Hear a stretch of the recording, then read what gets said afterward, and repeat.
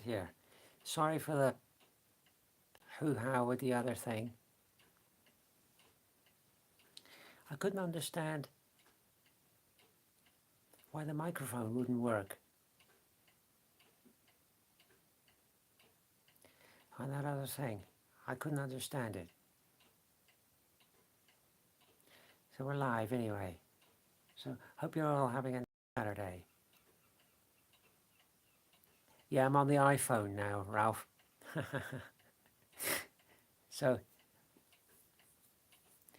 I couldn't understand why that microphone wouldn't work when we were live streaming. The bottom of the screen there was a microphone icon for mute or unmute, and it wasn't muted.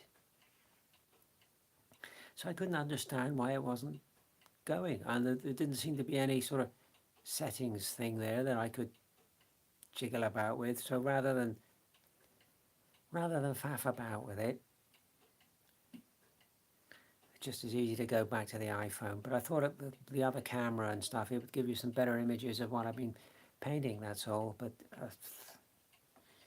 bloody technology for you. Anyway, hope you're all having a nice Saturday. Excuse me here, my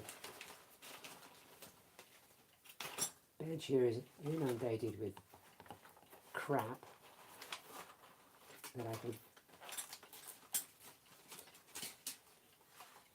well do without here. I gotta clean this bench up, I'm telling you.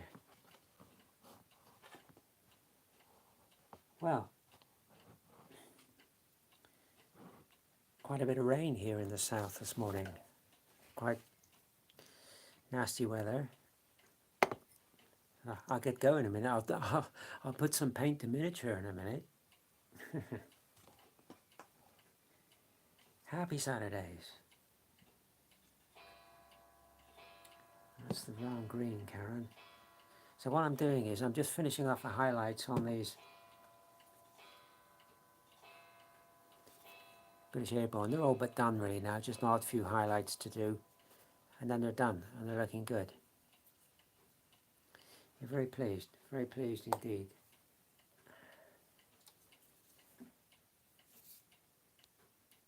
I should be pleased. They've taken me long enough to do the damn things. But, you know, you all know why I had a crap December and January. So I've got little triads of paints here that I've got ready so I don't have to disappear off screen into the paint boxes. What I am doing, any kit or any box of figures or whatever we do now, we'll save the instructions and we're going to put them in a folder and keep all the instruction sheets, because you never know when you might get a kit that you've previously had, like off eBay, and it's got no instructions. So I'm keeping all the instruction sheets. And another thing I'm doing is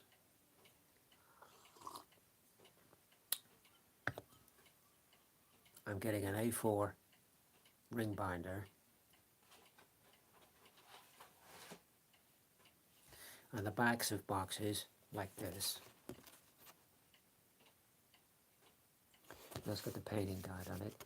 I'm cutting them out, and I'm going to put, I've got a hole punch coming, punch some holes in, put them in the A4 ring binder and keep them. And on the back, any information I've used or I want that I've done with these figures, like highlight colors and stuff that I want to remember, as you can see there, writing it on the back. So next time I go to do a bunch of these British Airborne, I can just refer to this and the highlight colors I used.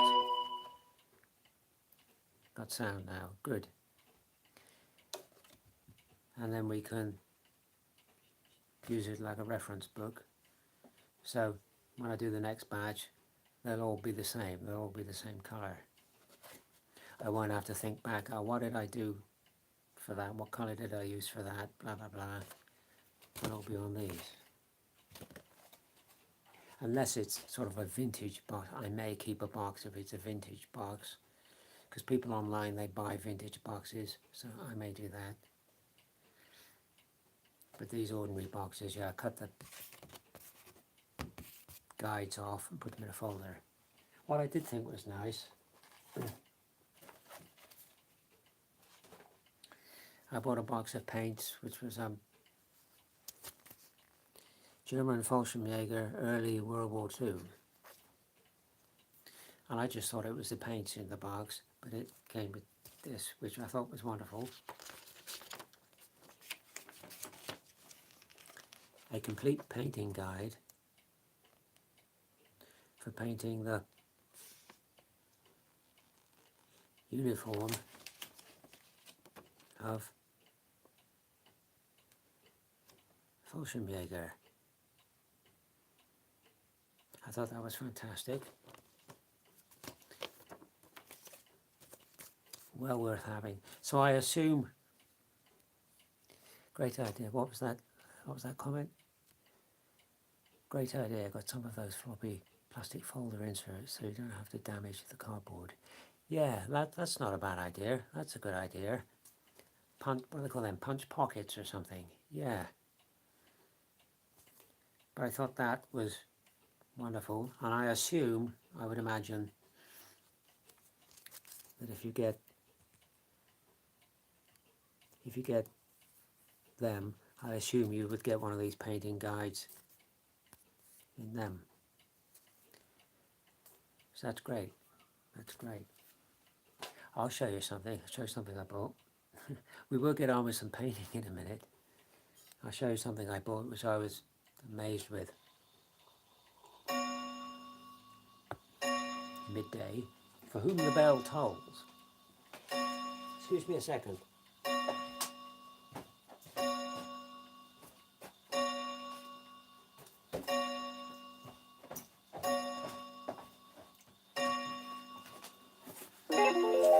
I'm annoyed we couldn't get that microphone to work now. I wonder why. I wonder why. Strange.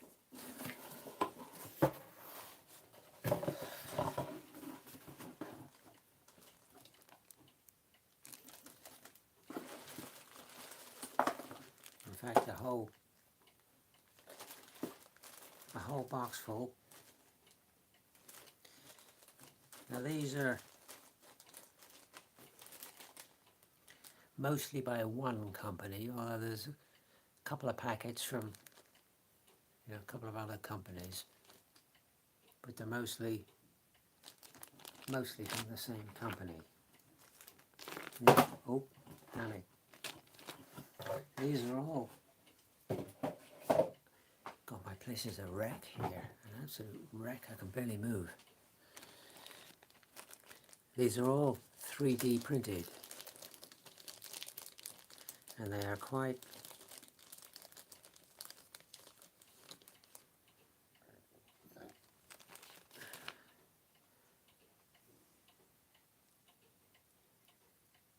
quite know how well you'll see these. I will do a video on these, proper video on these. But the detailing on these is absolutely superb, absolutely superb. They're all, what I bought was all Dark Age stroke medieval figures. Absolutely fantastic. I'm becoming a lover of 3D printed miniatures. I mean, you couldn't really build an army out of 3D printed figures. That wouldn't be cost effective to do it. But for so I call specialist figures and command figures and standard bearers and stuff,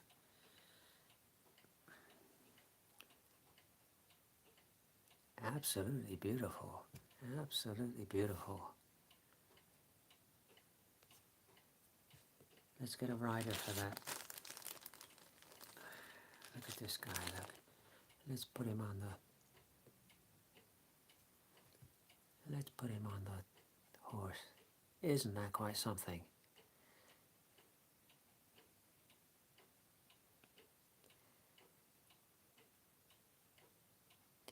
detailing in these figures is staggering, absolutely staggering, the detail.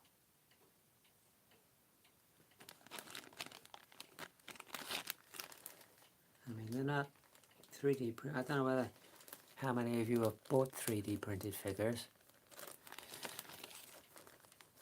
but they're not the cheapest thing to buy, for sure. Which is why, like I say, you couldn't build up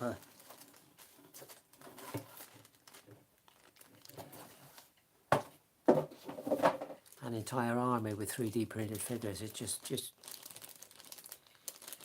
not cost effective. Look at these, look.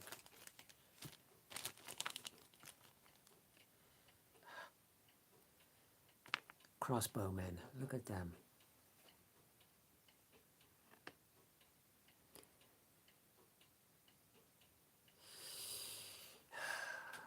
For a packet of 4 of these, off the top of my head, I'll have to go and relook at my eBay thing. But for something like these, you know, £7-8, maybe a little bit more than that, like maybe like $8.99, something like that, for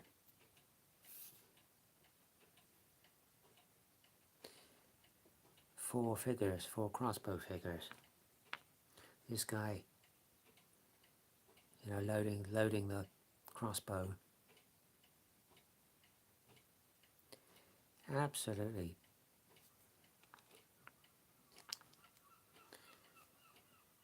staggeringly good figures. I mean, I deem them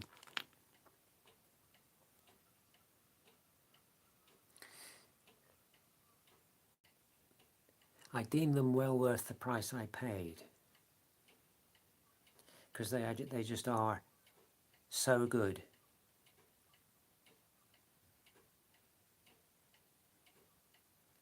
Yeah, I deem them worth it because the level of detail on these figures is absolutely awesome.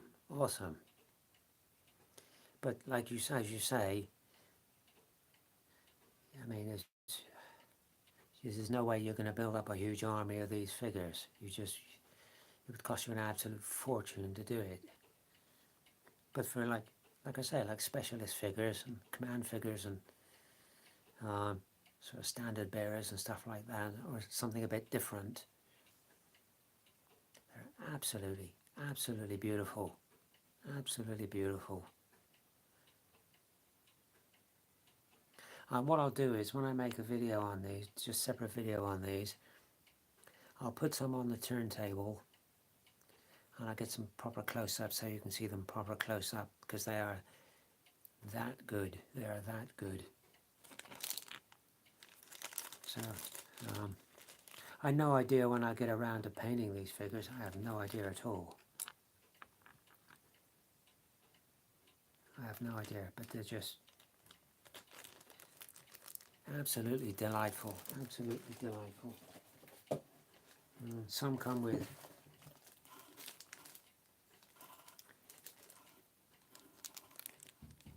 separate shields, Norman shields.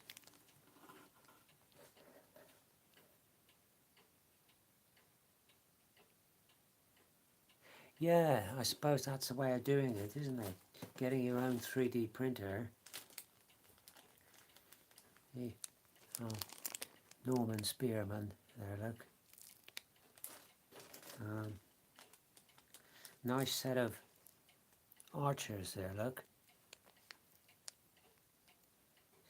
Absolutely stunning. Yeah, I suppose, as you say, Ralph, I suppose once you've got the 3D printer, then you can churn these things out like sort of pence each. So I suppose these people that are selling these 3D printed figures, they're making good profit on it. Once they've covered the cost of the printer and their outlay, they're probably making good profit on it. It's not something I know a huge amount about, 3D printing. It's not something I ever looked at or looked into, but it's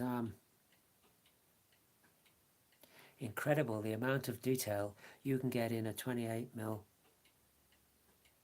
figure. It's absolutely astounding.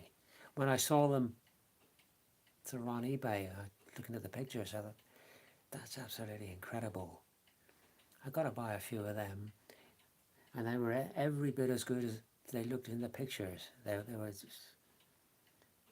blown away by the quality, and absolutely blown away. What I'll do when I've uploaded this video, however long we go for, I'll put it's got a lot of cleanup involved with these resin figures. What I've seen of the box full that I've got, absolutely no, not at all. They are very, very clean indeed. Certainly much cleaner than some 1/72 scale figures that I've had, like, you know, like Hat and Eschi and stuff like that, Airfix and stuff.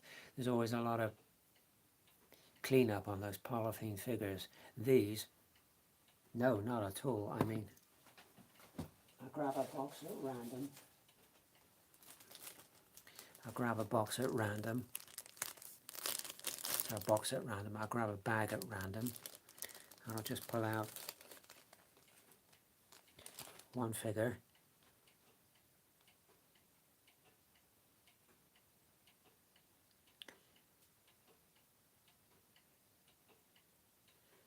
No, I can't see barely anything on that figure.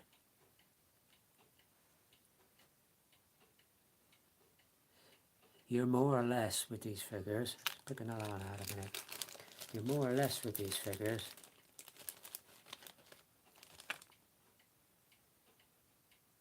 just going to give them a wash over, a little bit on the spear there, a little tiny bit on the spear there. Yeah, I think that has to come. I think, give me a cocktail stick here a minute. Excuse me for stretching. I think that little bit there, I don't know if you can see that. That little bit there, I think that has to come off, doesn't it? I think you have to take that off. I don't think that's anything, is it? But really, they're very, very clean indeed. Very clean indeed. Which always makes life a lot easier. So you can see by looking at them when they're painted, they will look very, very good indeed. I am impressed. I am becoming a convert to 3D printed figures. But like I say, actually process and how they're made and all that, I know nothing about that at all. I know nothing about that at all. I'm going to have to look into that and probably go online and look at 3D printers and see what it's all about, because it's interesting. It's interesting. God, if my father was here now, he'd be amazed. He'd be totally amazed to see all this technology and stuff. I mean, it's just such a change from his day. Anyhow, let's get on. I've got to get on and do some painting. I'm just highlighting the. There's about 3, 6, 7, 8 figures.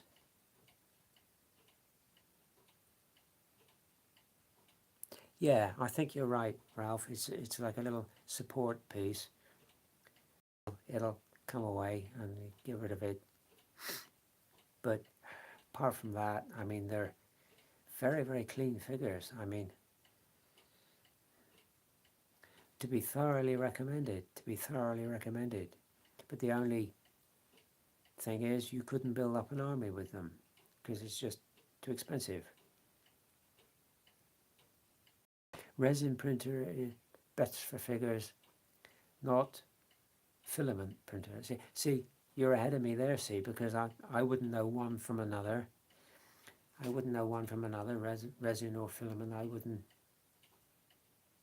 know. So it's not my sort of area really, but I will be looking into this, and because it's interesting. It's interesting, and totally amazing. Totally amazing. So I'm just finishing off. I'm next door. How are you next door? How are you next door? Tell me how you're you say you're next door. How are you next door? Let me know how you're next door. Are you one of my neighbors? Just finishing off the green on the jacket. There's the highlighting the green. Last highlight is a man from Cornwall. Sorry, I didn't recognize you. Sorry, matey. Yeah, how are you? I hope you're well.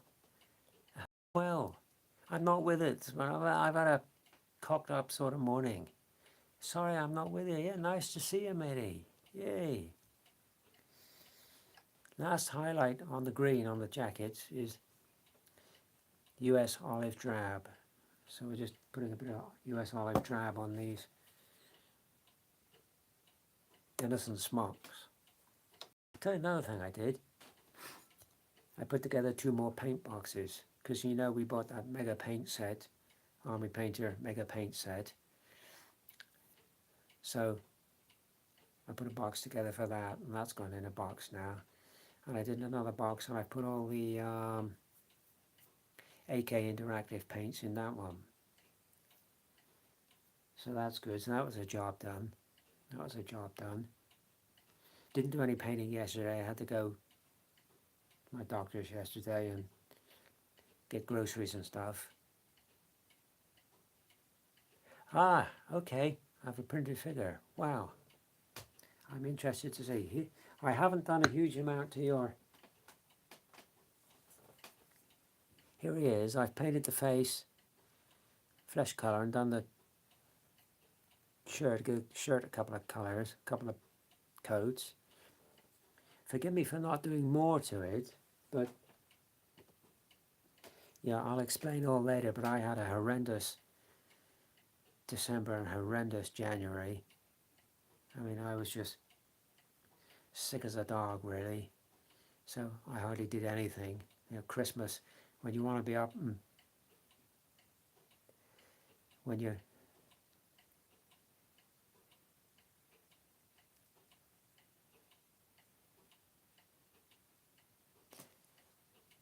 Sounds interesting. Keeping the files, yeah. It's all done by files. So I suppose you go through your list of files and click on the one that you want, and then you imprint it. Yeah, I'm learning something today. I'm getting an education today on 3D printing. That's fantastic.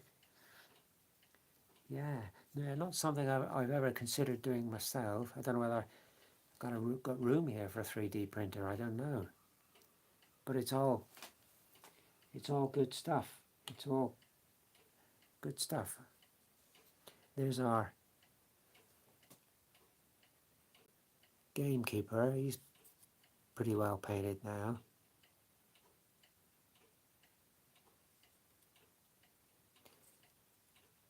Lovely figure from Masterbox. Lovely figure indeed. Quite tricky painting the rabbit on the back, because rabbit's fur is like layered in colour. You have like very light grey on the base, then it goes to like a mid grey, and then some rabbits, you look on the guard hairs, they're almost like a very fine gingery brown on the top, these rabbits. So I don't think I've done too bad. But yeah, lovely figure from Master. I like Masterbox figures in this scale, I gotta say. They're nice figures. So let's put some olive drab on these figures. We'll get around to painting in a minute. So waffling. My Saturday morning waffle. Yeah, what I've decided I'm going to do with this as well, this Chikochi palette, it's a good palette, but I am going to clip the top off it and make the top separate because it's getting in the way a bit. So that's a job I got to do. I'll be glad, I'll tell you something, I'll be glad to see the back of these. British Airborne.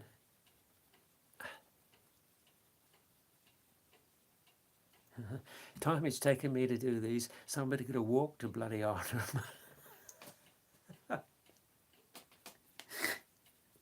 Oh dear, bridge too far. Yeah. But as long as it's taken me, they do look nice. I gotta say, they do look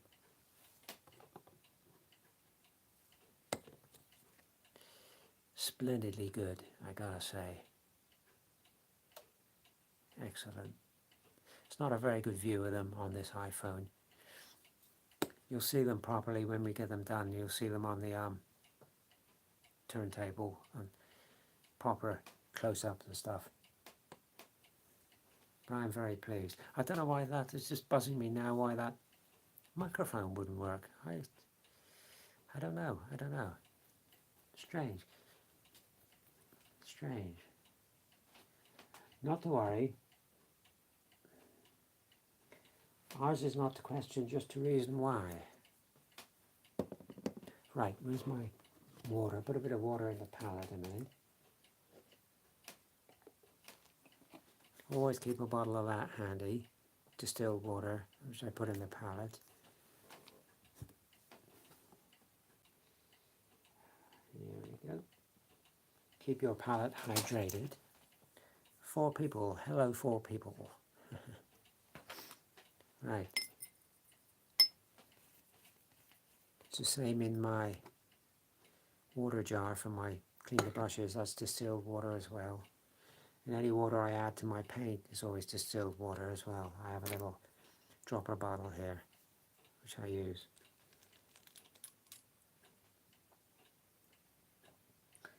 Yeah, nasty weather here this morning. I just sort of brightened a little bit now, but it was not good to start with. Not good. Is this light on? Ah, bingo. Bingo. So,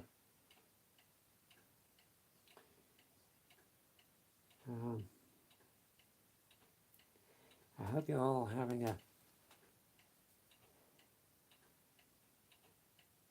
nice Saturday. Fran Blanche, Tektronix. Alright, the great thing about owning a printer is you can purchase 60 files and keep. I thought you might need something. Originally, yeah, that's just told me that again. Yeah, I'm going to look into this 3D printing thing and see what it's all about.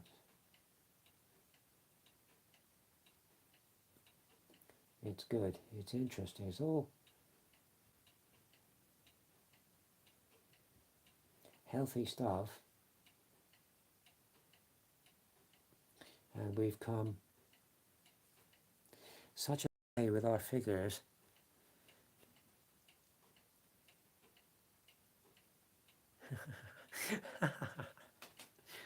I'm taking you away from your painting. Can I move the phone to see me painting? Yes, you can. I can. I will do that immediately for you. Hopefully I can do this. See, I've got to do this in such a way that I can also see the comments as well. Let's do that. Right, we're going to have to do, I'm shunting you all round now. Forgive me. Forgive me. Right, here we go. Right. See, I'm learning about this, you see. I'm learning about this because going live and doing all that, That's better, right. Learning about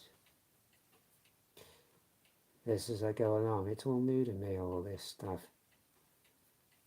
It's but it's all good. It's all good fun. It's all nice. Yeah. Tell you doing these highlights, the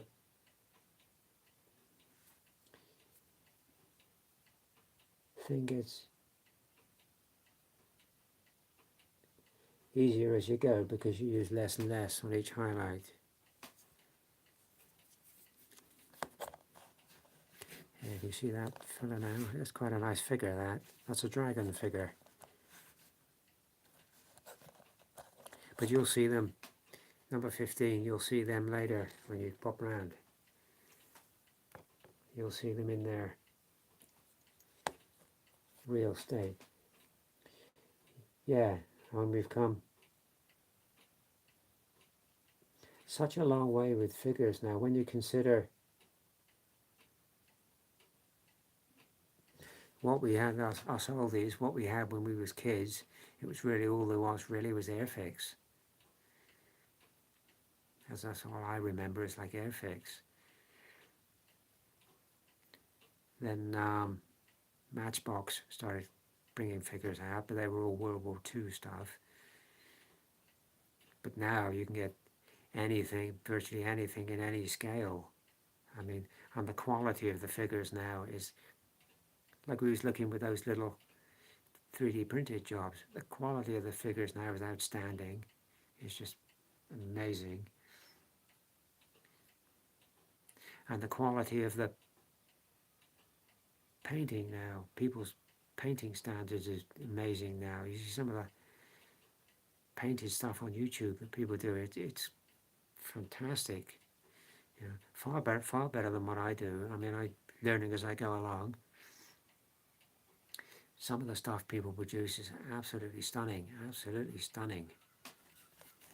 Very, very talented people out there.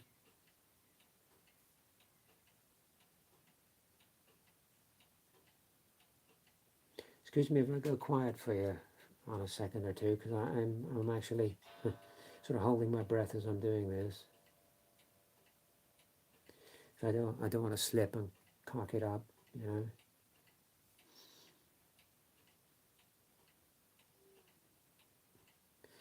Anybody know anything about Army Painter paintbrushes? Are they Sable? Because that mega paint set I bought, that had a paintbrush in it, Army Painter paintbrush in it. Are they Sable or are they just cheap synthetic brushes? It didn't say on the brush what it was. Let me know if you know about Army Painter paintbrushes. If you know, I'd be delighted to hear it, what they are.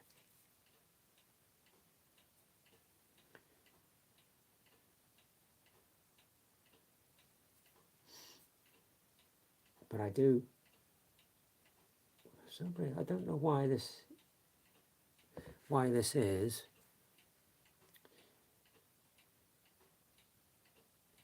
I have a soft spot for British Airborne for some reason. I've developed a soft spot for them. I don't know why.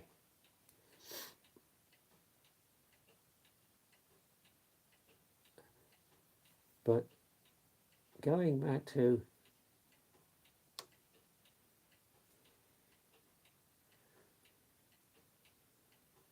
but you find them pretty good. I know quite a few people. Use Army Painter paintbrushes with the triangular handle. And a few people say, yeah, they're good. They're okay. So I might give it a go. But yeah, I have a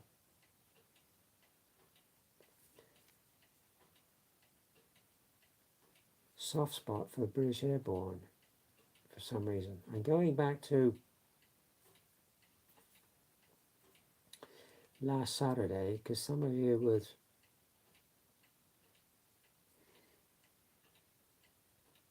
I think one or two of you possibly here now were here last Saturday.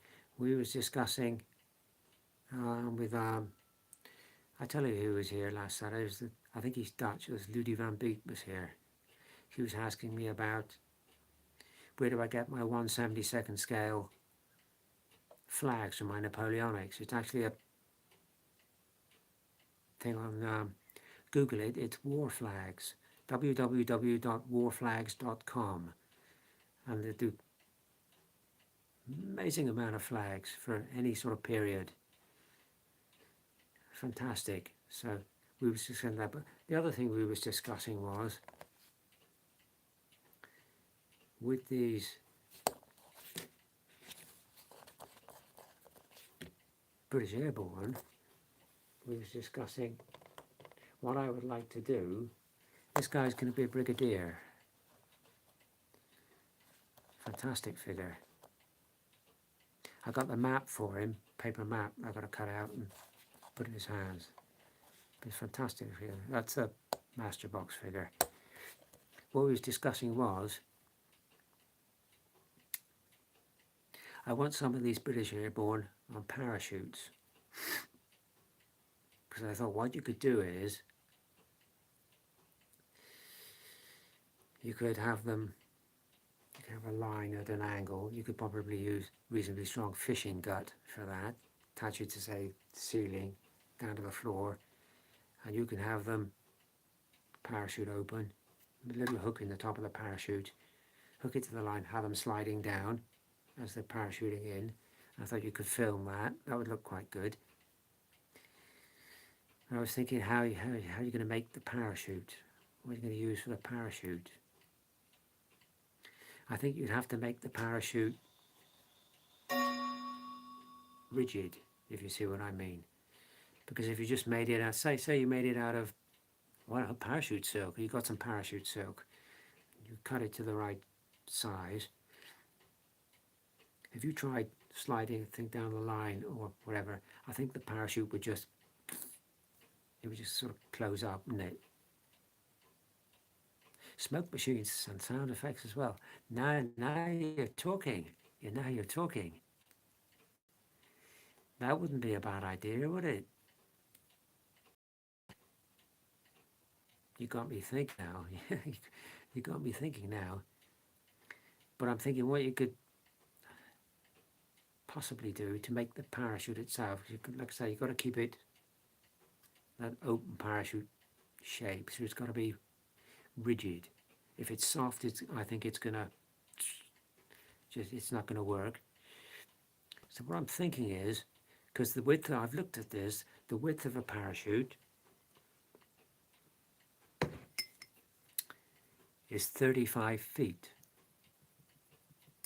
So the diameter, paper mache, yeah, you're getting there now. Yeah, you're getting there now. You're on the same line as me. So what I'm thinking is, as it's very convenient that the diameter of a British parachute is 35 feet, because we're working a 135 scale. So that means the diameter of your parachute needs to be a foot, 12 inches. So what I thought was, you could get a balloon. You're on the same line as me when you say paper mache. I get a balloon, blow it up to the right diameter, a foot. Then you could use that. Remember doing that as kids, and we paper mache a balloon, and you pop the balloon, and you make a mask or something out of it, cut the eyes out, whatever. You sort of do that. Yeah, you were thinking the same thing. You're on the same line as me, Barry. Yeah, very good. I'm thinking you could do that, the top of the balloon. What I was intending to use was model airplane tissue that they use for covering the wings. I think you could use 2 or 3 layers of that and cover it in model airplane dope, which goes tight and sort of solid. And I think it would look semi-transparent once you've done it and pop the balloon. I'm thinking of trying something like that and seeing if I can make the parachute out of that. And it's rigid, it stays open. Any detail on the parachute, you can paint that on. Wouldn't be difficult to attach the cords to it. And I think that would, if you could do that, I think that would look very good, sliding down a line. I think that would look very effective. And like you're saying, sound effects, you could add them to the piece of footage. Smoke, maybe. That would be easy to recreate. Smoke, wouldn't it? A joss stick or something like that. Yeah, whatever. Yeah, it's all possibilities, isn't it? It's all possibilities. To be honest, like I was saying just now, I don't know why I've become so interested in the British Airborne. I've no idea. I mean, I don't have a... Where's my water gone?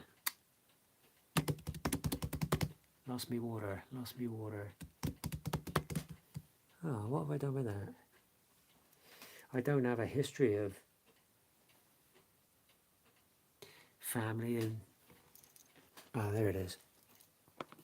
Family in the British Airborne. I don't think anybody's been in the British Airborne in my family. My father was actually in the Royal Artillery when he was younger. He lied about his age to get in, my father. He said he was older than he was. He was so keen to join up. And his father before him, he was in the Horse Artillery in the Great War. Yeah, but nobody to my knowledge has been in the British Airborne. But I just find it all very interesting. I find World War II very interesting, actually.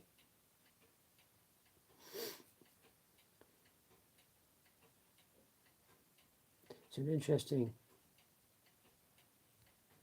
period in history. So a bit of tissue here a minute. Like I was saying the other day, thank God those people aren't around now. Can you imagine if Adolf Hitler was around now with nuclear weapons and stuff? God, it would be Armageddon, wouldn't it? It'd be Armageddon. Yeah, dangerous people. Dangerous people.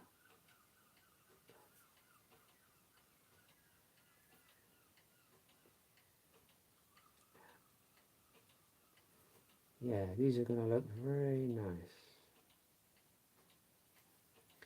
Very nice indeed. Very enjoyable.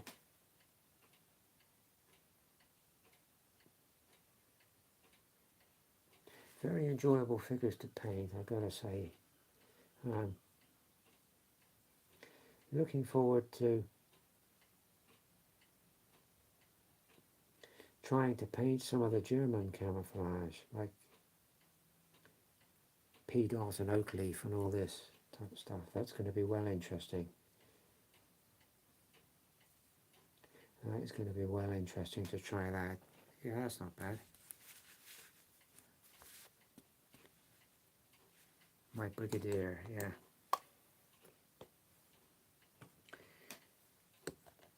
This guy minus his head. Still needs his head painting.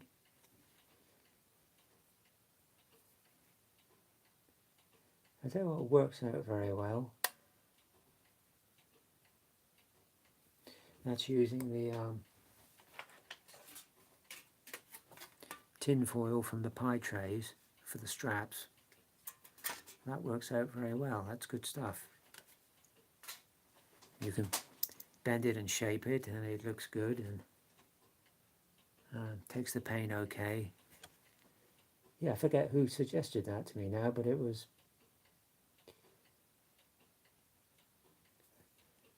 very worthwhile.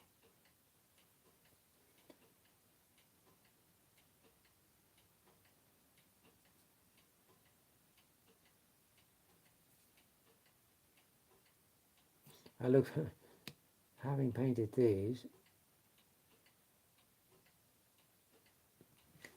I look forward to painting some Zulus or something.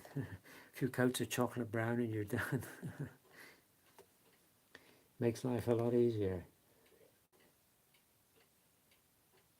These are time consuming for sure.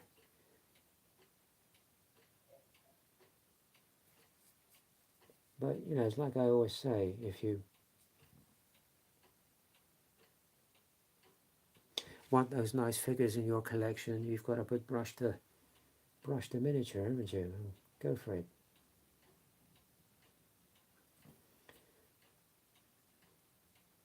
I watched a video yesterday,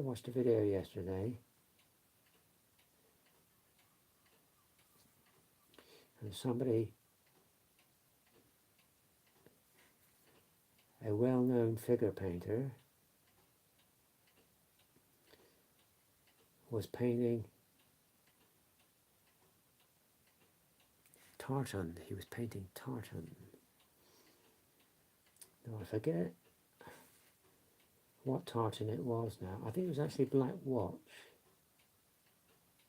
He was trying to paint Black Watch tartan. And I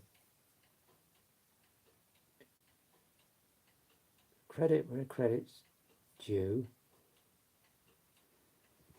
Credit where credit's due.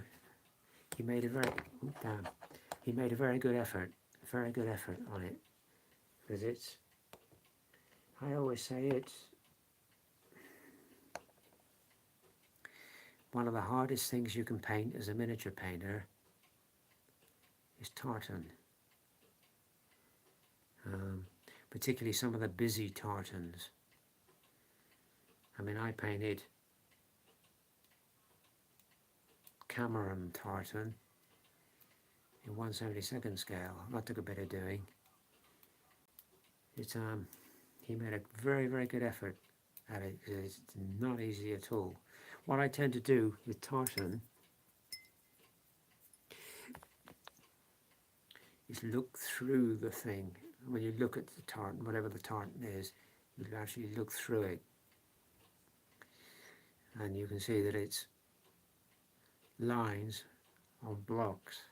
That's all it is, lines on blocks. So when you first look at it, forget the lines, scrub them, just look at the blocks that forms the base of the tartan, and then do your kilt apropos for that. Paint the lines in, and then fill the blocks in with the right colours. Then once you've got that, you can use that as your sort of guide for your stripes on top. It's a little bit more difficult when you get to the back of the kilt because it's pleated. So you're only trying to give a semblance of what you think was there. But it's, I can't think of much painting-wise that would be more difficult than that to do. It's one of the most difficult things, tartan. Oh, I was thinking the other day, when you look at some of these Japanese samurai with the patterns on the kimonos they wear, that'd be quite challenging. It'd be quite interesting to paint some samurai, see how I get on with them. But it's all good practice. It's all good practice. Once we've done these last few greens, I'll do the browns on the jacket then. I'll just highlight the browns.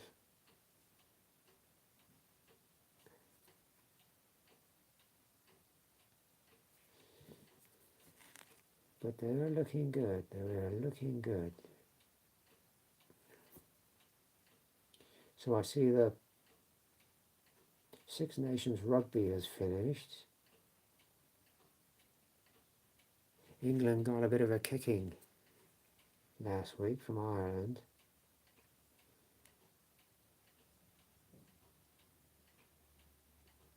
But I see we did beat Italy at football. That was quite something. First time in donkey's years we beat Italy on their own turf. So that was quite something. I'll tell you what I thought was interesting, Ralph, if you're still watching. The submarine going into Plymouth, the U-boat. I thought that was an interesting little video. I'd have left a comment, but they were turned off. But I thought that was interesting, a U-boat going into Plymouth. A few years ago, not that long ago in history, that would have been unthinkable. That would have been unthinkable to see a U-boat going into British waters like that. So I thought that was interesting. I wonder how you knew that was coming into Plymouth, the U-boat. Or was you just there by sort of accident? I wonder.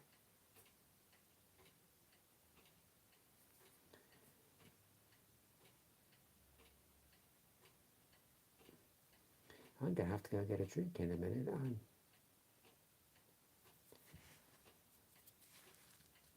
thirsty with all this rabbiting.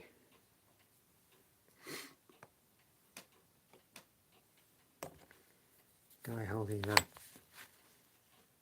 ammunition for the Piat gun.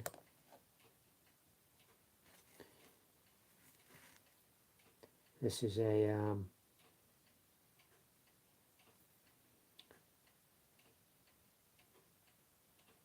dragon figure.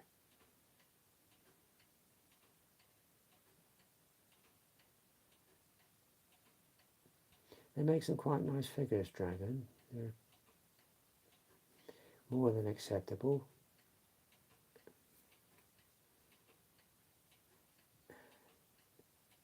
Anybody got anything else they want to ask me? What they want to say?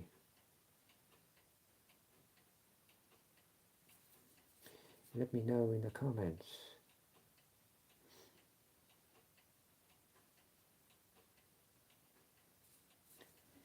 Yeah.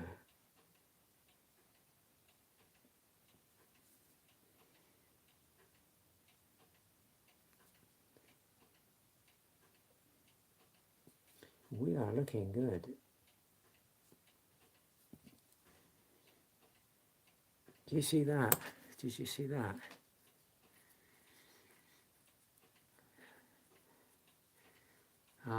The oil company Shell, it's the biggest profits they've made in 115 years. Shell, gee whiz. And we're all struggling. But it's not only them, it's the government as well, because most of what you pay for a gallon of petrol is tax. What's that? Let me read that again. Come on. Schedule each day so you get notice of what's expected. Plymouth is a NATO training base. I didn't finish reading that. Come on.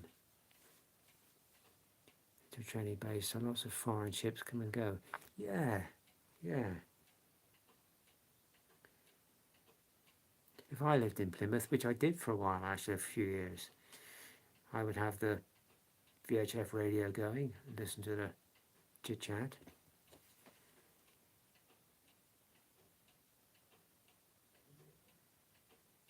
I get chit chat down here on the VHF radio, but not like Plymouth. Plymouth would be quite busy. All I seem to get around here is fishing boats, really. We do get the lifeboat occasionally going out, but nothing like it would be in Plymouth.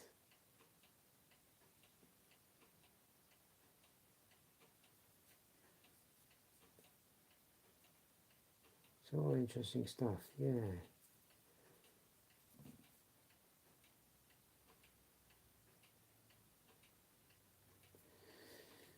Strangers in the night. Do do do do do. There you go. You're looking quite good.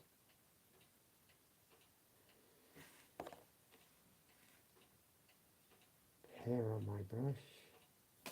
Or is it a rabbit? Yeah. Yeah, looking good. You are looking good.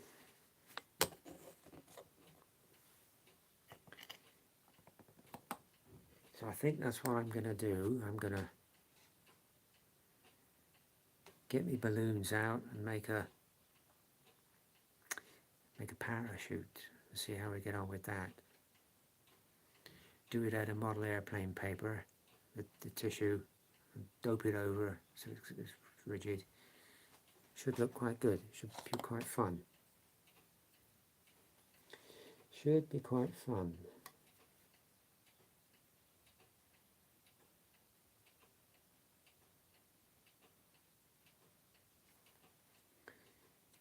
So I've nearly finished clearing out my spare room now. So I can get the tables up for a game of something.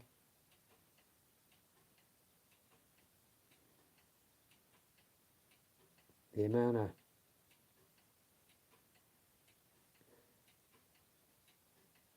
boxes of stuff I've taken to charity this week. I mean, oodles of stuff. And it is a funny thing that you change as you get older.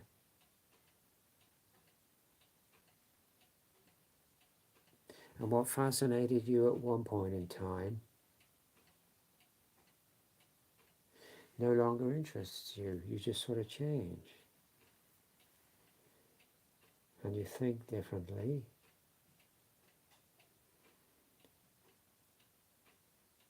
And I've reached a point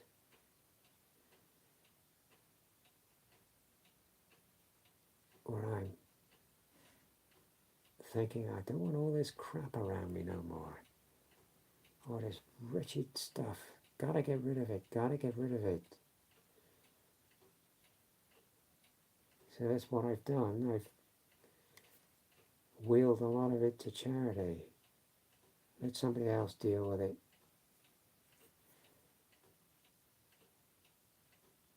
And you do feel better for it. I feel a whole pile better for it. And you have more space to move around in, which is great.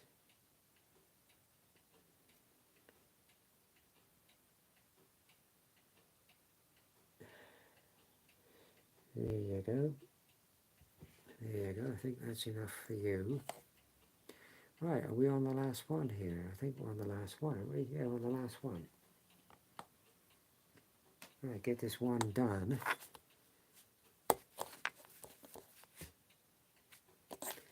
Then we can give it a go at some brown. What I got for the brown is the base color on the tunic is flat brown. That's the base color on the Denison smock, the brown. First highlight will be 347 Panzer Aces Splinter Blotches. And then the final highlight, just a quick flick over, will be Saddle Brown. So that's my plan for the brown. Gotta get these finished, it's no good. I've been on these too long. Get these done. Then I have a little box of something to do after these, which I'm not going to tell you what it is. You'll have to wait and see. And then I've got 2 Roman forts to put together. Damn it, you have too much paint on your brush, Karen. Come on, darling. So I look forward to having a go at the Roman forts, for sure. Those are the Airfix forts, 1/72nd scale. So I might even make a section of wall for them, Hadrian's Wall. But we'll see. Let's get some space here. Come on. Give me some space.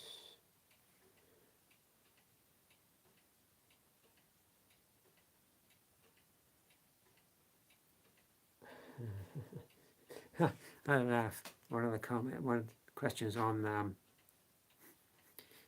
Facebook the other day was, "What's the first thing you do after sex?" I put it so long ago since I had sex with somebody I can't remember. Oh dear. Sex? What's that? Oh.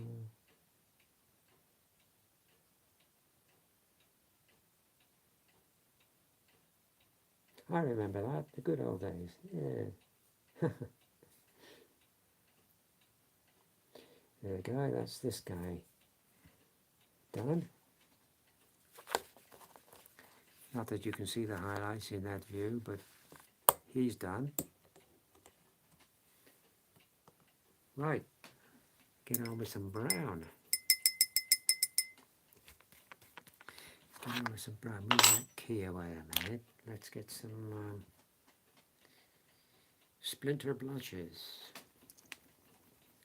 Should be using my automatic paint shaker, but I'm not. All the trousers on these figures, they're all highlighted. Once I've done the brown on the tunic, then we'll do the webbing. We'll highlight the webbing. So I've got the base color for the webbing was yellow-green. Next highlight will be, first highlight will be golden olive. And then just a quick flick with some dark yellow. Looks about right. So that's our plan. So there's still a bit to do on these. But we're nearly home and dry with these. Then it's just a case of basing them up and putting them into storage, because we've still got some Wehrmacht troops we want to do. What we have got, what I did say we'd do, I'm going to go and get a drink in a minute. What I did say we'd do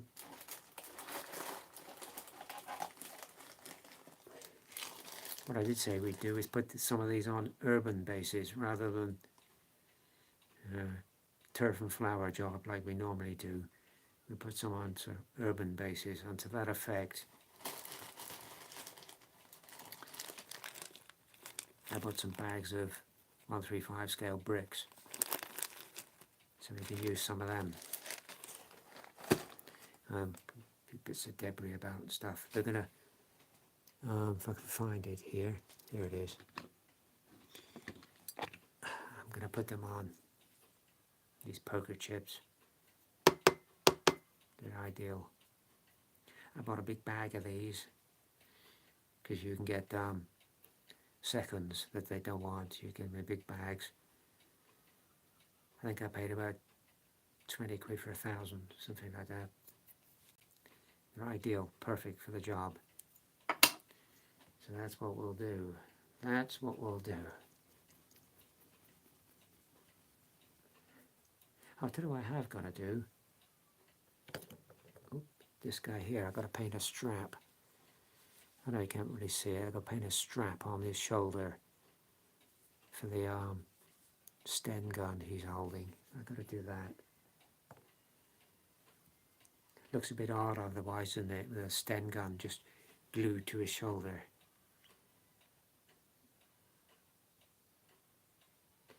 Come on. Can you believe this? This paint is blocked. Excuse me a second. Excuse me for moving here. I gotta find a pin here. Hopefully you can see me okay still, yeah. This is actually blocked. Never had one blocked like this before. Yeah, there you go.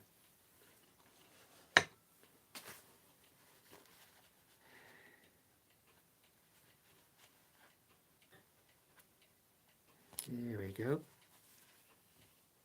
Right, onward and onward. There we go, that's it.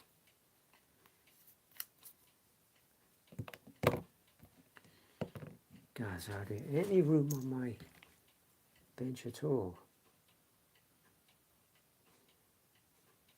So tell me, if you would, anybody got any plans for the rest of the weekend, Sunday?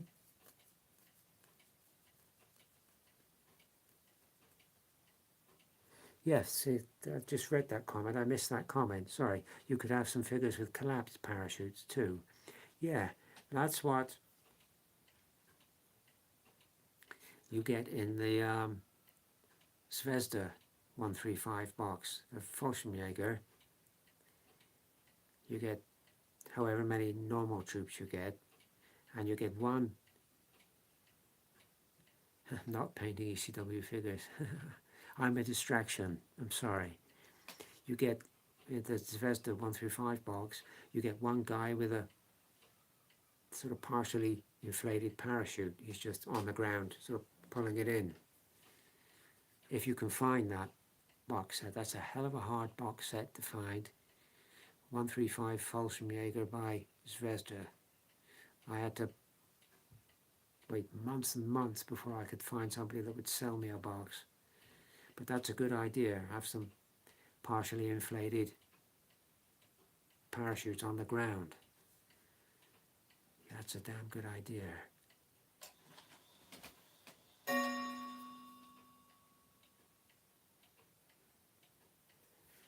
How long have we been going on this? 1 hour and 7 minutes. Oh, that's not too bad.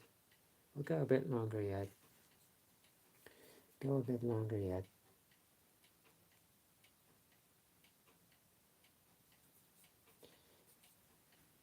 Yeah, I'm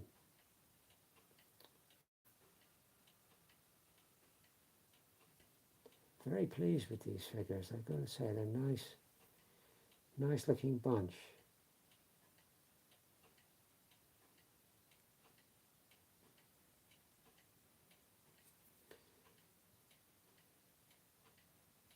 One thing people say to me is,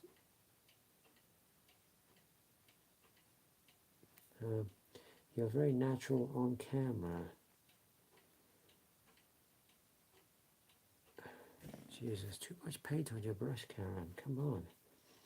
You're very natural on camera. I said, well, yeah, it's just me, you know. I just find it very easy to do. Talk to people on camera. I find it very easy. I actually like being in front of the camera. For some reason, maybe I should have been a movie star or something. I don't know. But I just find it easy to do, enjoyable to do. Something I like doing. It's fun, you know. But it's like I've said before, it's been a very pleasant experience all round, just being on, there you go, just being on YouTube. It's been a thoroughly worthwhile experience. There you go. Off on another. And I've met some very nice people.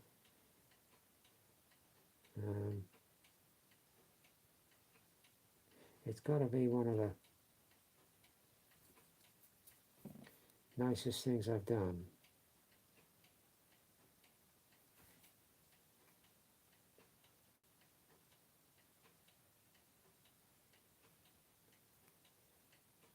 Thoroughly worthwhile.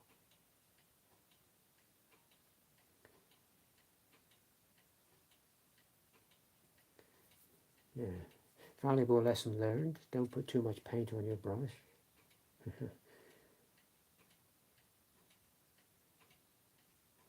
ECW, now what's that? Oh, that's English Civil War, isn't it? I got some pike and shot figures here, actually. I do believe somewhere in the other room I got the pike and shot starter army. In the other room somewhere.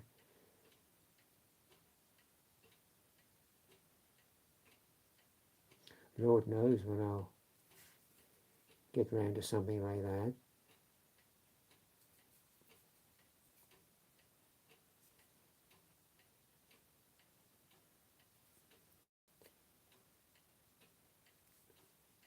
Yeah, looking very good.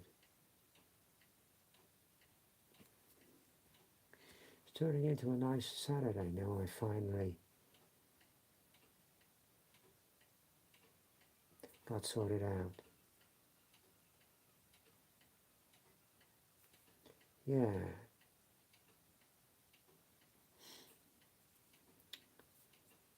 There we go.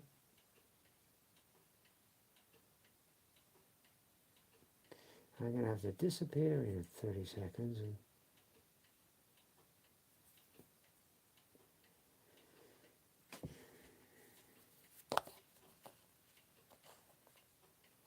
get a drink because I'm gagging for a drink. In fact, I'm going to do that now just for a second.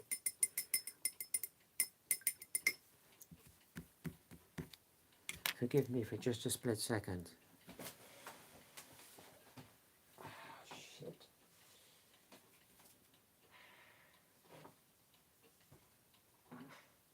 Oh, shit.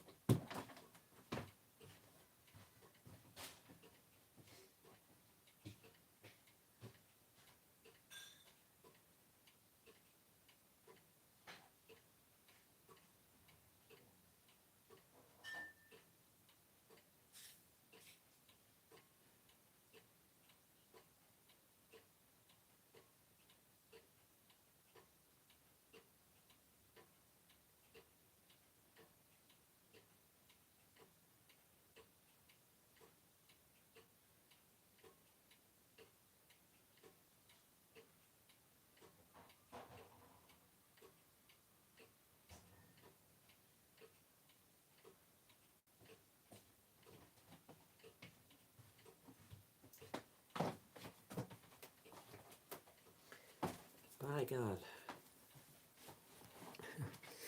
By God, all this rabbiting makes you thirsty.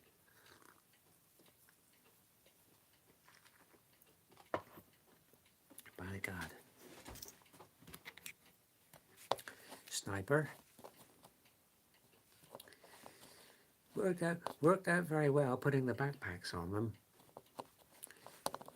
That was well worth doing.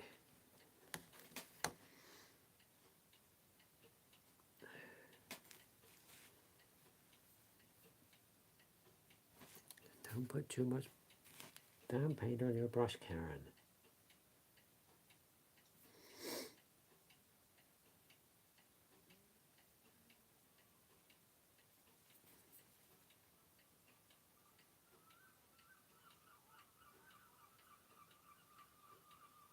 Don't make them too watery either, the paint.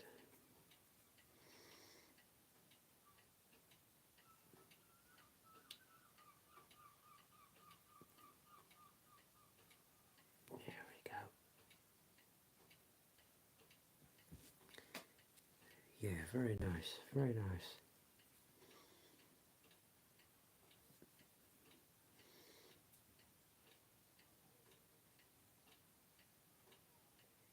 Excuse me if I'm holding my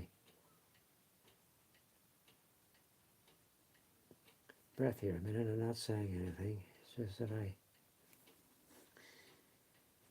don't want to make a pig's ear of this.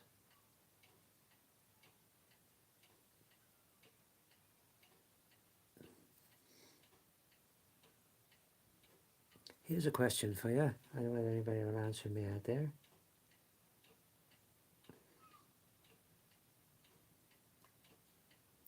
Has anybody, do you know of anybody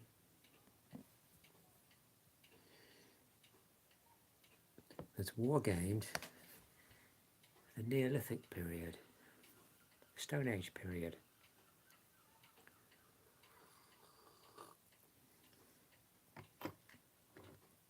Because I've got a lot of boxes here, 135 dinosaurs here, everything from Tyrannosaurus to Velociraptors to Stegosaurus, Triceratops. Yeah. I wonder if anybody's thought of wargaming the Neolithic period, Stone Age period, because you could get some of these naked Celts or something, couldn't you? And you could turn them into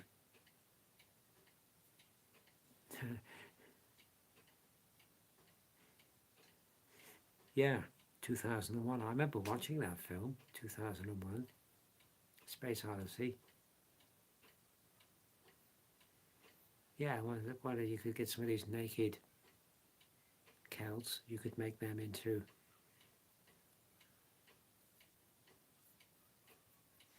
Neanderthals or something like that. You'd have to make up some rules, wouldn't you? I don't know what the rules would be.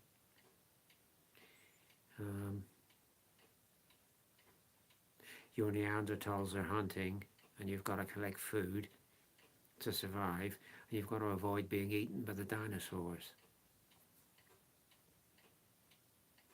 Possibly you could do it on some kind of hex cloth, couldn't you, from the movement of the figures? It's just a thought that crossed my mind. I wonder if anybody tried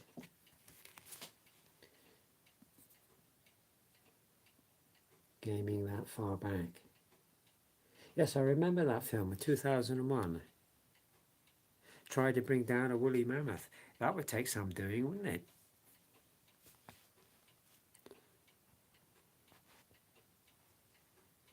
Used to be a set of rules called Bogatin. Let me read that again. Dinosaurs versus Victorian explorers. Yeah.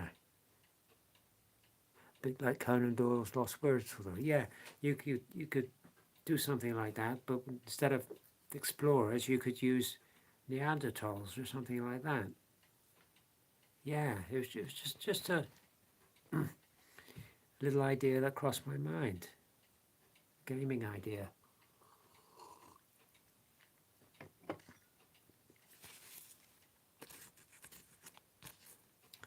Yeah, I think you could do that. Yeah, it may necessitate necessitate, is that the right word?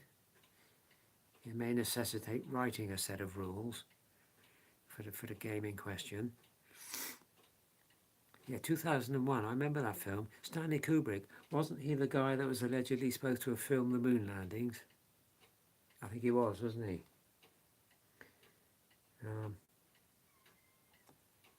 If you look closely at that, I'm going to start something now that people will probably disagree with, but if you look closely at a lot of the moon landing footage, you can see it's in a studio. Come on. Ridiculous. You can't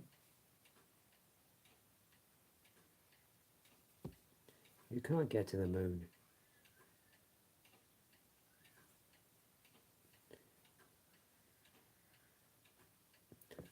Not with our technology. You can't get to the moon.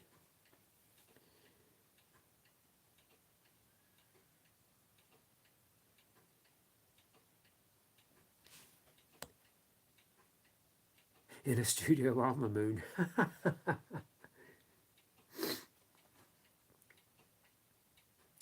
Well, yeah.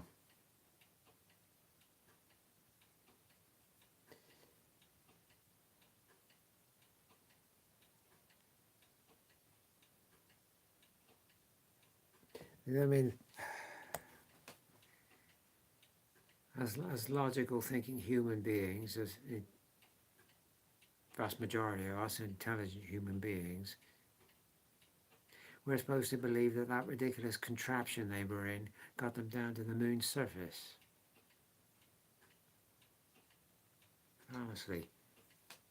The only time NASA tried flying something like that, Neil Armstrong was nearly killed. He had to eject out of it. He seen him come down on a parachute, and the thing crashed into flames. No.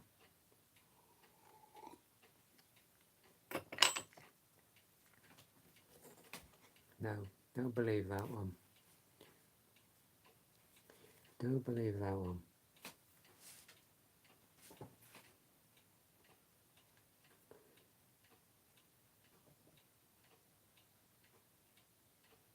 I do believe, however, there are beings that can get to the moon and the solar system, but they're way ahead of us. These beings are way ahead of us.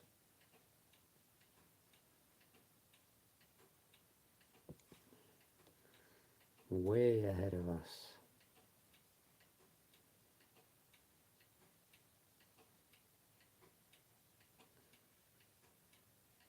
Much smarter than us, for sure. Mind you, that wouldn't be difficult, would it? To be smarter than us. It's unfortunate that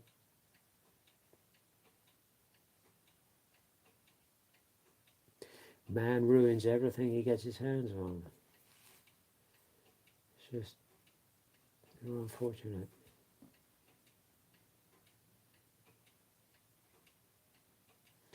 I don't know why man is like that. He has to ruin everything he gets his hands on. I don't know why we're like that.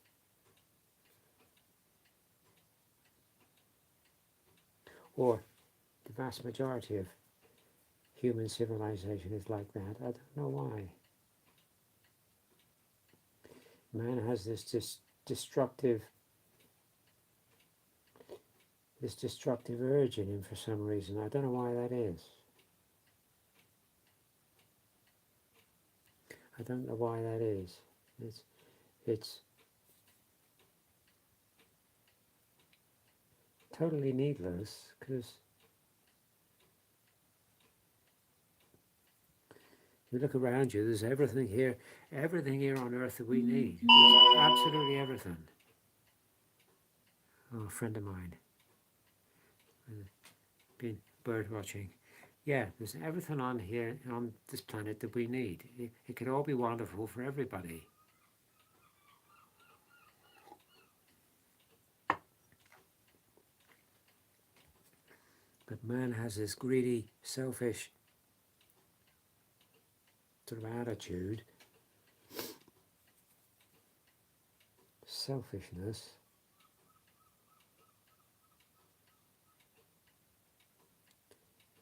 and it's terrible. It's terrible. There we go. Guy with a Cornish shovel on his back.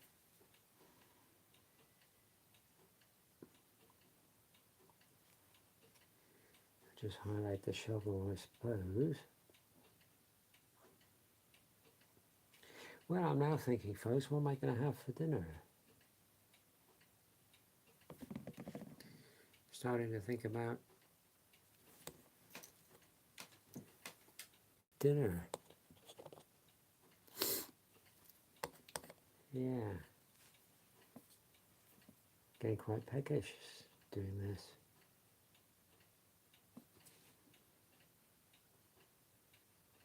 Well, we'll give it, what are we now, 10:24. Well, I'll give it 10 minutes and I'll leave you all to your Saturday.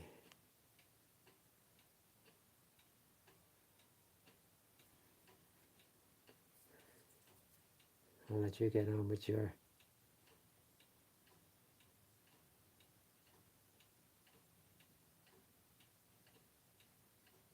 Saturday and whatever you're going to do for your Saturday, your English Civil War figures.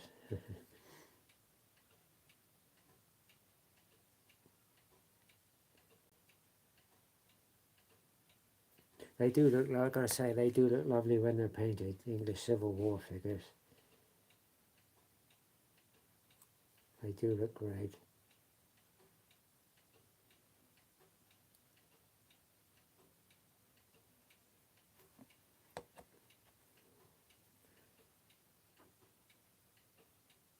Well, you it all looks nice when it's painted, doesn't it?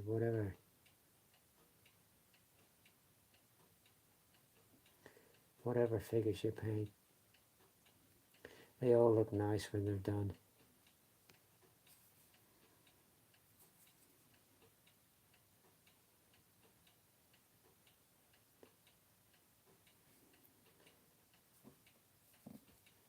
Yeah, yeah, very pleasing these, I tell you, they're lovely.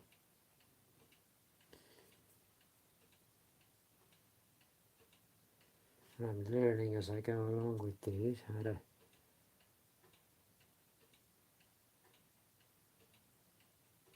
do the smocks and all this business. Yes, you can't really see these figures because too much light, too much light. But you'll see them when they're done and they're on the turntable. You'll see them. My Piat gun. You'll see them on the turntable when they're done.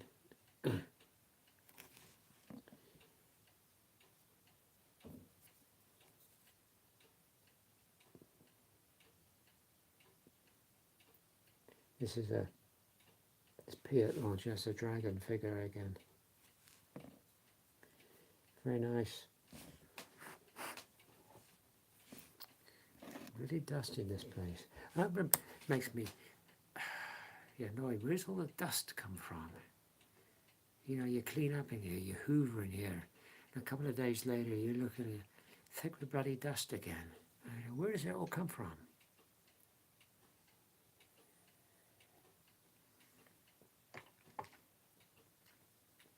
Quentin Crisp used to say, if you know who he is, Quentin Crisp used to say, leave the dust, forget it. Once it gets to a certain level, it doesn't get any thicker.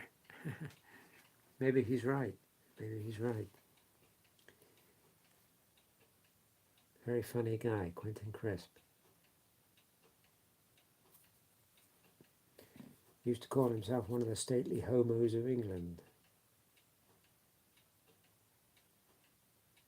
Bit like Kenneth Williams, another funny guy, very funny guy. I always like watching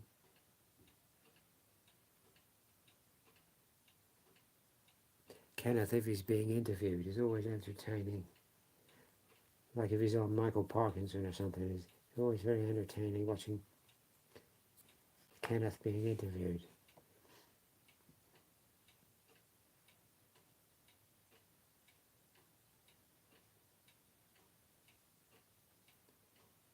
Can't do too much highlighting underneath because it's all in shade, really.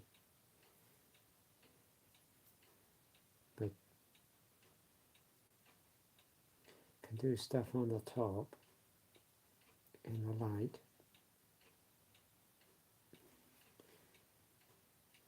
Right.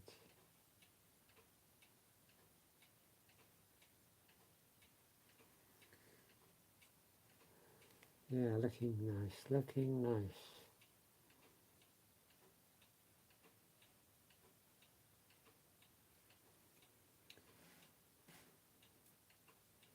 Come on, little fella, don't let me down now. Don't let me down now.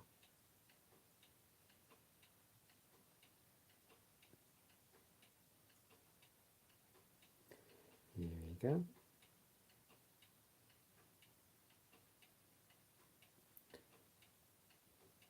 This is going to look a good figure on a base with a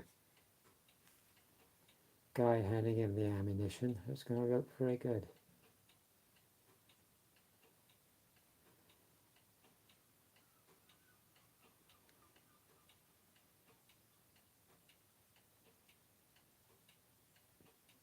Very nice, very enjoyable figures to work on.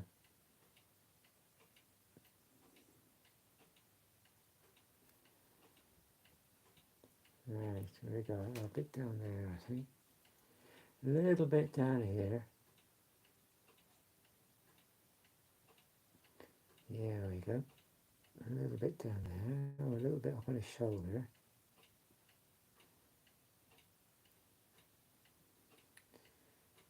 Yeah, a little bit on that bottom.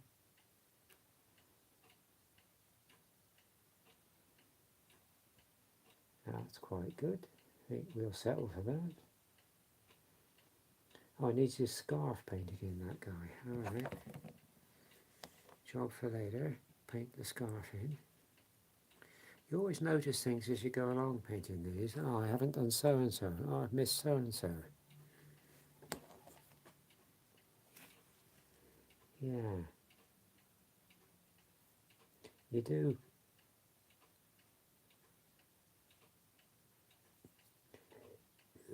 When you're painting these, you sort of get in a groove once you start painting them, and you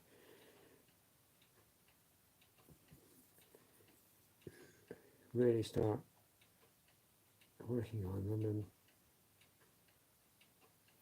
the concentration's up, and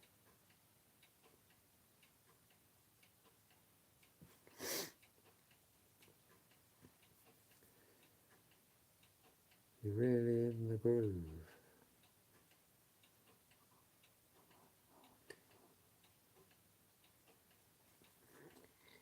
Yeah.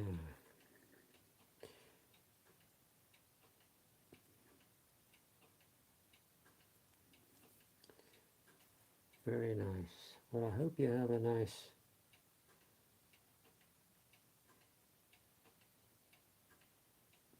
Saturday, folks. Whatever you get into, whatever you do,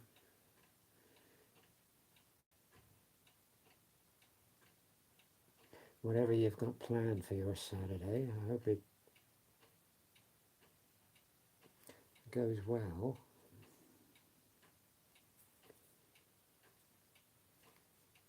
Amazing how many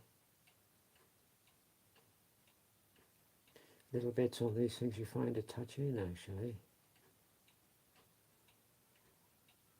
Yeah. Yeah, little bits down there, look. A little bit up there. I think that's pretty good. I think we'll quit at that. Guy throwing a grenade.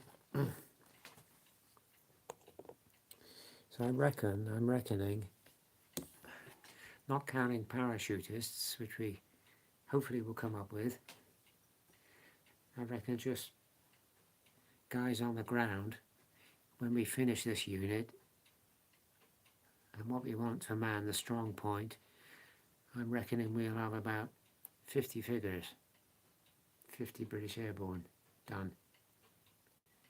Because I've got other boxes in the other room of British Airborne. I've got some medics I want to do. I've got some guys with those little folding bikes they used to have. What do they call it? Well bikes. I've got some guys with them, and some of the big equipment canisters. I've got some of them.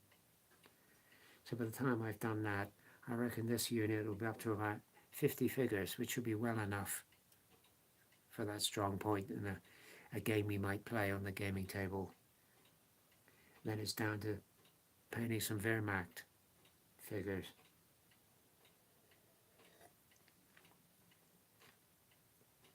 Well, we'll do a couple more of these, and I'm going to go and have lunch on.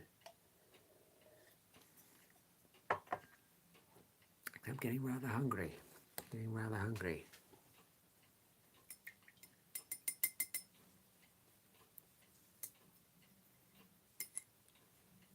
Well, that paint sticks in your brush, doesn't it? That Panzerace's Splinter Blotches. Splinter Blotches 2, I'm going to say it. It sticks in your brush a bit.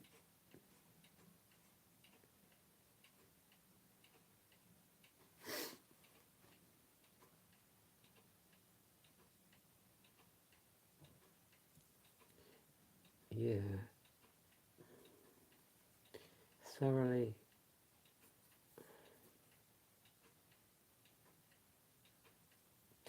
Thoroughly enjoying doing these.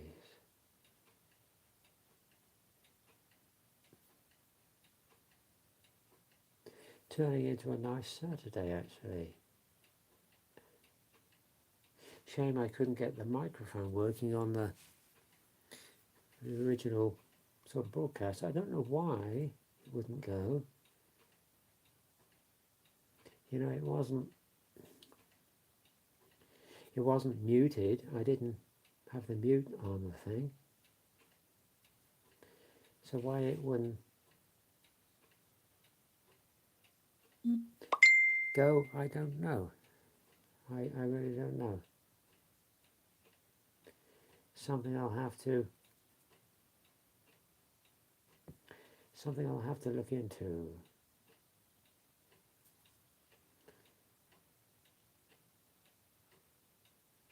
But thank you to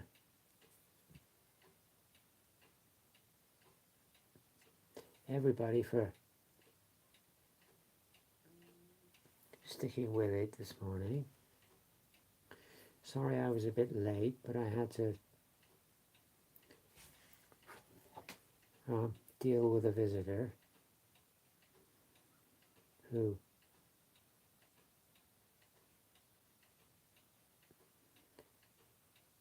bought a guitar off me because I was selling a guitar. So he bought that, so he went away happy, which is great.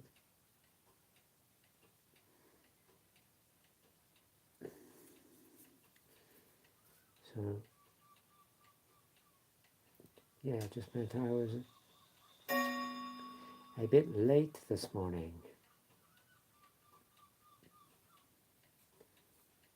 Here we go, that's not so bad. I think we can call that guy. And one thing I have got to do with these is I've got to put a black band around the base of the beret. Something I've got to do on them.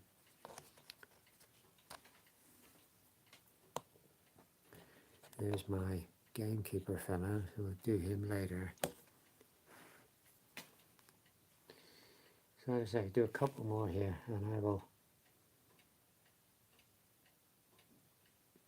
leave you to your Saturday.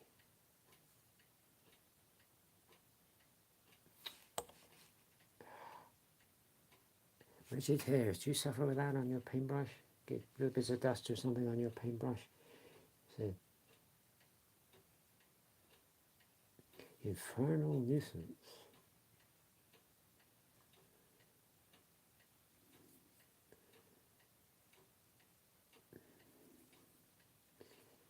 Yeah. But these are going to look nice when they're done. They're going to look very nice when they're done.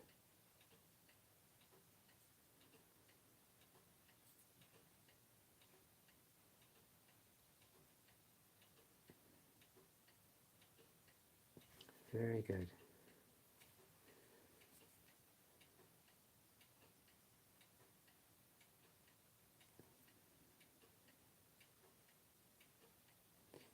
Yeah.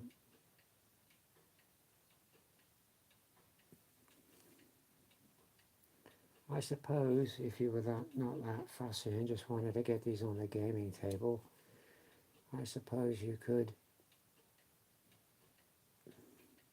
just do these the base colors and then call that it, I suppose. Give them a lick of varnish and away you go.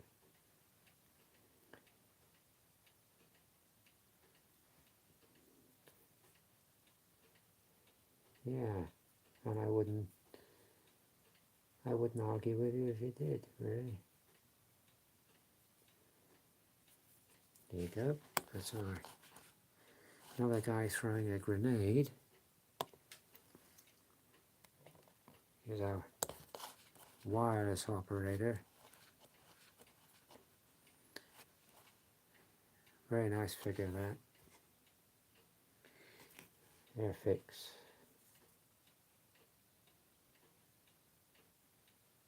They're great figures for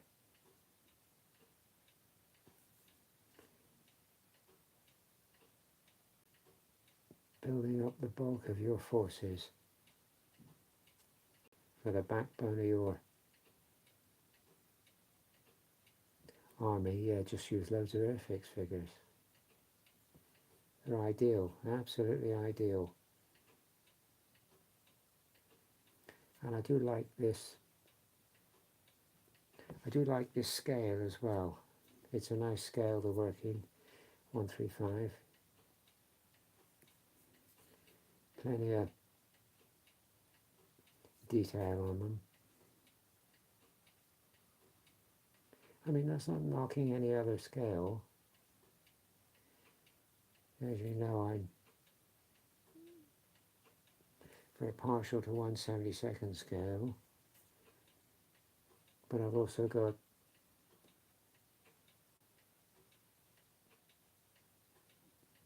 28mm, a lot of 28mm figures here.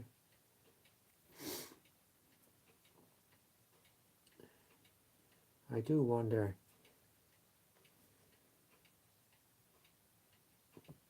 I did wonder about the epic scale figures coming out. Do we need another scale? How many scales do we need in wargaming? I mean, is it just a gimmick, another scale, or what? I don't know. I don't know. I can't see me actually buying any epic scale figures. I don't think I'll be dipping into them. I got enough stuff here to do. My lord.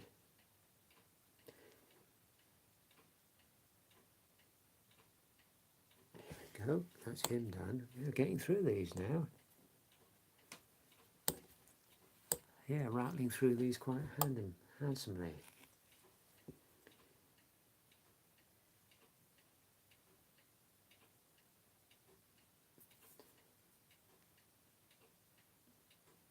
But mind you, the highlights is just that. It's just a line here and a blotch there.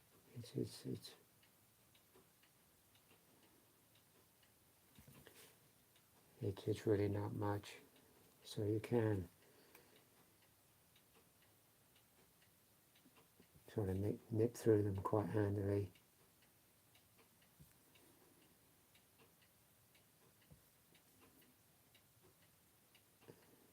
That was another thing I did yesterday. I posted 2 parcels, so I was pleased to do that. Got the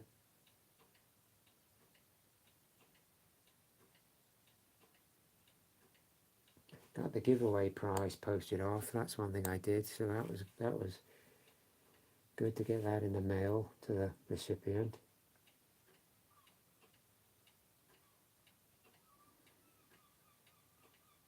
And also posted the book as well. Hail Caesar, because Grandad's Art Space said, can I have the spare copy of Hail Caesar? I'm going to get into Ancients. I said, yeah, take it. He said, let me know what you want for it. I said, I don't want anything for it. I said, just take it. I got what I want, which was the supplement book that came with it, Britannia supplement book. That's what I wanted.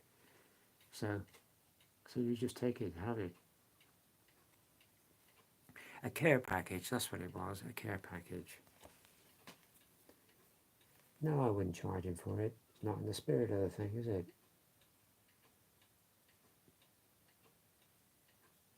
Not in the spirit of the community.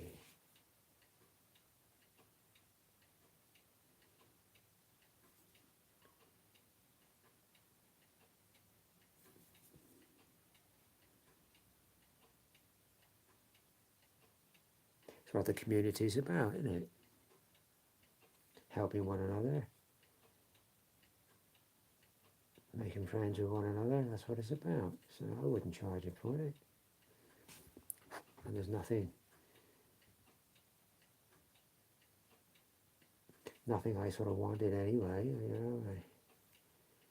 Workbench is kitted out, etc., etc. So I mean, take it, have it. I've got a hardback copy and a softback copy of Hail Caesar. It's a lovely book, actually. I do like those books, Hail Caesar and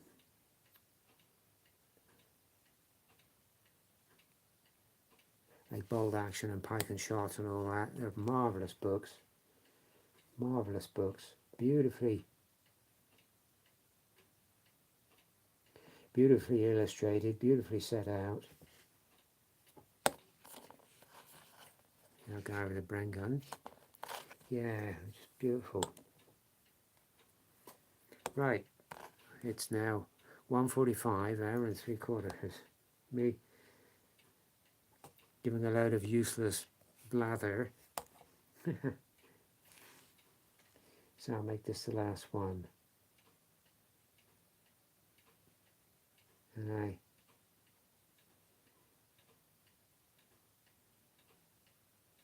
I sincerely hope you all have a nice week. Be careful, stay safe, because COVID is still about. It hasn't gone away.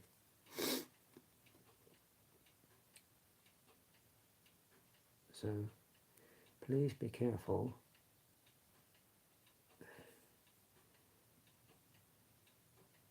I'd hate to see anybody on the community struck down by it. I know one or two people have had it in the community, which is not good.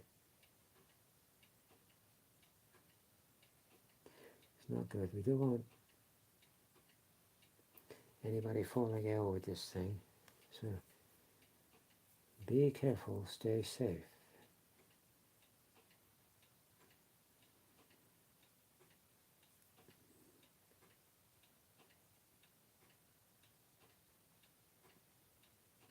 Yeah, I thoroughly enjoyed doing this. It's been nice rambling to you people and talking a load of useless waffle. Tell you what I saw before I go. We're talking about doing the Neolithic thing, gaming the Neolithic period. I think that's a possibility. I saw in a video. Now forgive me, I forget where exactly it's to. I'm going to re-watch the video to find out. But there was a piece of stone. Because well, that's one of the first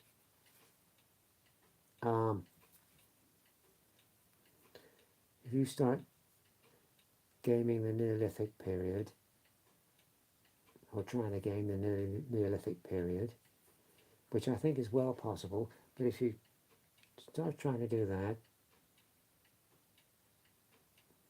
well, the first comments you'll get is, but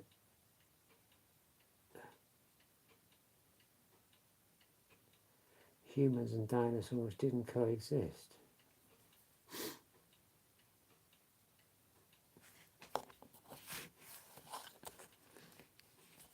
Yeah, another one. Well, there's a piece of stone and I forget where it's to, so forgive me for that.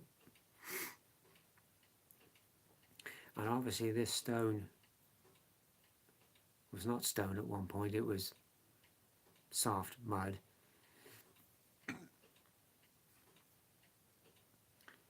And there's a dinosaur footprint in it. You can clearly see it, no problem at all. I'm not sure what dinosaur it was, but anyway, that's beside the point. There's a dinosaur footprint. And right next to it is a human footprint. So tell me, dinosaurs and humans didn't coexist. What we know about history and what we think we know about history are two different things. It always amazes me with dinosaurs. How do we know what you see pictures of them and you see images of them and they recreate these things in documentaries and stuff? How do we know what color they were? Because all we got are bones, isn't it? Fossilized bones. So how do we know what color they were? It's all subjective, I suppose, isn't it? It's all subjective.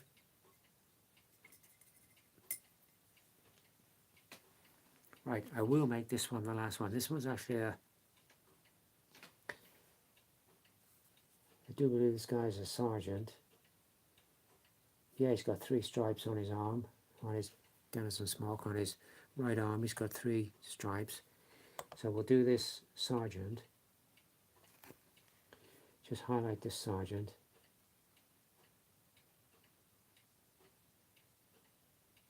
And I surely will go and leave you to your Saturday. But it's been fun. It's been enjoyable. Shame I couldn't get the other microphone working. I don't know why that was. If my neighbour is going to call later, we might try and work it out, because he can use his phone to receive the pictures, and we'll see if we can get the microphone working.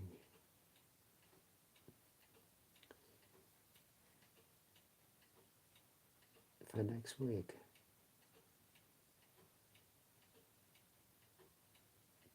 Yeah, how do we know what colour dinosaurs were? That's an interesting thing.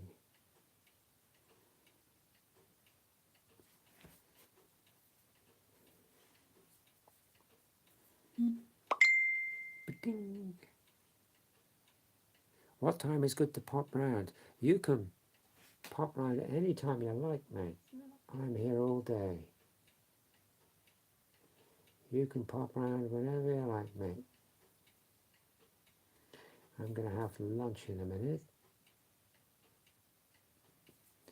But you can pop round whenever you like.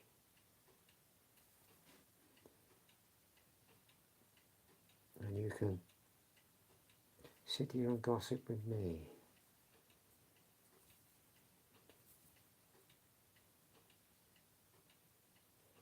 Yeah. This is a dragon figure as well, this one.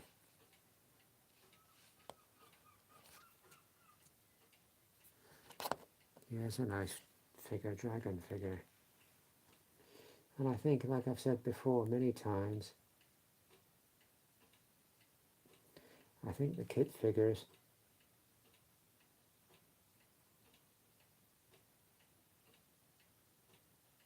add very nice variety to the Airfix figures.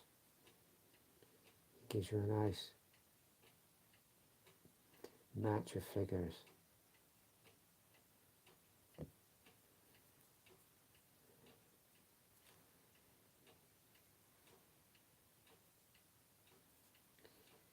Yeah. Somebody's chatting on Messenger.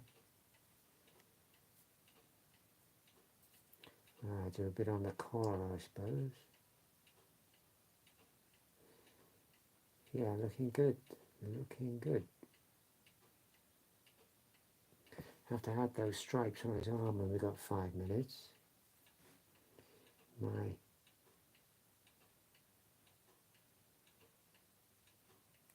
My sergeant.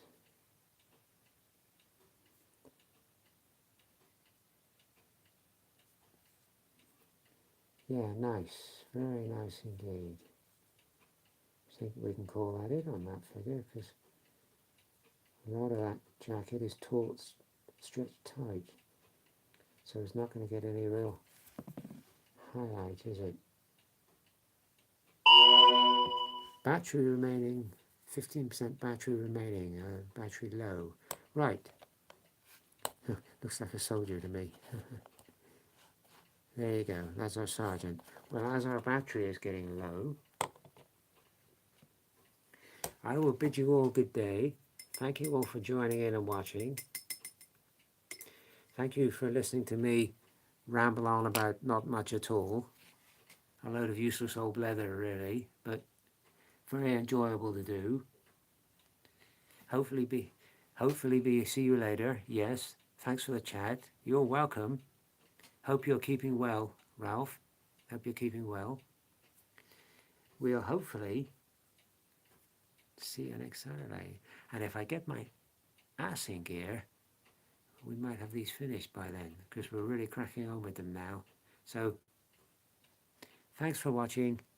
See you next week. If I can turn this thing off now. How do you turn this thing off? Are you sure you want to stop streaming? Yes. See you next week, folks.